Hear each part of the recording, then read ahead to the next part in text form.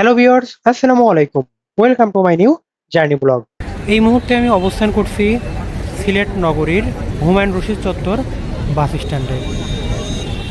আজ আমি জার্নি করতে যাচ্ছি সিলেট থেকে রাজধানী ঢাকা পর্যন্ত। যাত্রা সঙ্গী হিসেবে থাকছে সিলেটের নতুন অপারেটর বিলাস পরিবহনের ইকোনমি এসি। তো ভিউয়ার্স, সাথে থাকুন, উপভোগ করতে থাকুন সম্পূর্ণ এপিসোডটি। হুমায়ুন রশিদ চত্বর থেকে আমার বাস রাত 11টা 10 মিনিটে। এখন বাজে 10টা 55 মিনিট, 15 মিনিট সময় আছে। হুমায়ুন রশিদ চত্বরে বেশ বড় বড় কিছু কাউন্টার আছে। ইউনিক আমার বরাবরই পছন্দের অপারেটর। নর্মালি যে রুটে ইউনিক থাকে সেই রুটে আসলে আমি অন্য অপারেটর খুব কমই ট্রাই করি, কিন্তু ইউনিক তো মহাখালী রুটে নাই, এই জন্য আর কি বিলাসটাকে সিলেক্ট করলাম। আর যেহেতু নতুন গাড়িটার সার্ভিসটাও বোঝা হয়ে যাবে।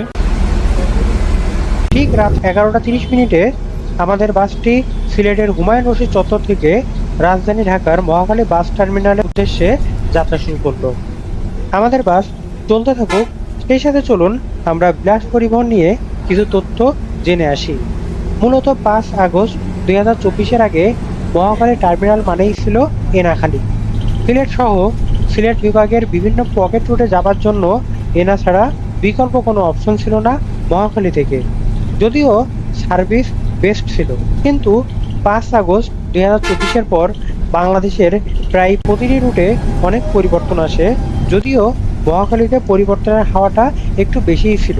সেই ধারাবাহিকতায় মহাখালী থেকে সিলেট সহ অন্যান্য পকেট রুটে চালু হয় বিলাস পরিবহন। ওয়ান জে ও মার্সিডিজ বেঞ্জের নন এসি এবং মার্সিডিজ বেঞ্জের ইকোনমি ও বিজনেস ক্লাস এসি দিয়ে সাজানো বহর। আমার ট্যুরমেট মার্সিডিজ বেঞ্জের ইকোনমি এসি। যেহেতু বর্তমানে হিনোট সাপ্লাই নেই বললেই চলে, তাই বিকল্প হিসেবে চেসিসটি যথেষ্ট ভালো। আর আমারও আজ প্রথম অভিজ্ঞতা হচ্ছে মার্সিডিজ বেঞ্জের সাথে। বিলাস পরিবহনের সার্ভিস কেমন, এইটা নিয়ে বিভিন্ন মহলে মিশ্র প্রতিক্রিয়া আছে।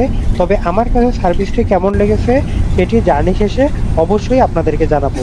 তবে আজ বিলাস পরিবহনের সার্ভিসটি কেমন লাগবে এটার চাইতেও বেশি টেনশন কাজ করছে কয়টা নাগাদ ঢাকাতে পৌঁছাবো। কারণ বর্তমানে ঢাকা সিলেট মহাসড়কে রাস্তার কাজের জন্য প্রায় প্রত্যেক দিনই তীব্র যানজটের শিকার হতে হয়। যেমন আমি যেদিন সিলেটে আসি সেদিন শুধুমাত্র আশুগঞ্জে জ্যামের জন্য 5 ঘন্টা বসেছিলাম। তো দেখা যাক, আল্লাহ পাকের নামে আমরা ঢাকার উদ্দেশ্যে রওনা হলাম, কয়টা নাগাদ পৌঁছাতে পারি।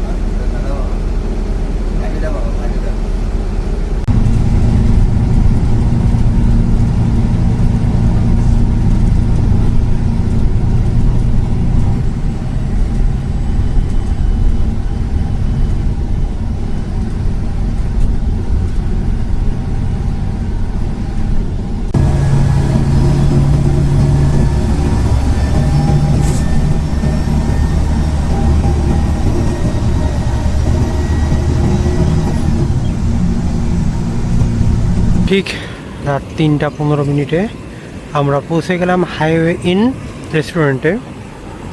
এই যে আমার ট্যুরমেট। তো সিলেট থেকে এই পর্যন্ত সময় লাগলো টোটাল 3 ঘন্টা 45 মিনিট। মাঝে প্রায় একটা 45 মিনিটের একটা জ্যাম অতিক্রম করে সামনে আশুগঞ্জে জ্যাম অপেক্ষা করছে। এই রেস্টুরেন্টে এনা বেশিরভাগ ব্রেক দিয়ে থাকে।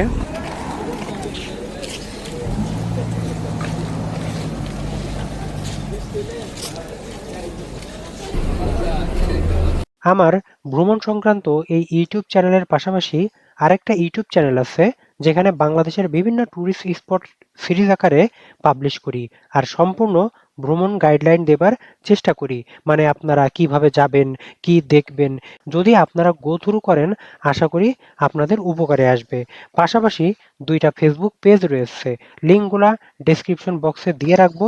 যদি ভালো লেগে থাকে তাহলে প্লিজ সাবস্ক্রাইব, ফলো করে পাশে থাকবেন।